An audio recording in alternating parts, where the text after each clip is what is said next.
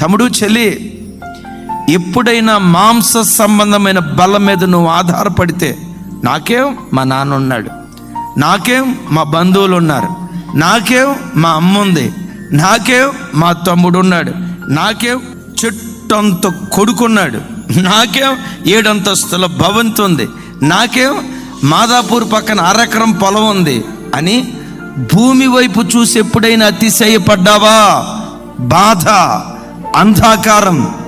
భయానకరమైన చీకటి మనకు ఆవరిస్తుంది. నేను ఎప్పుడు చెప్తా కదా, క్రైస్తవుడిగా ఎప్పుడు నీ గుండెల్లో నాకేం నా యేసయ్య ఉన్నాడు,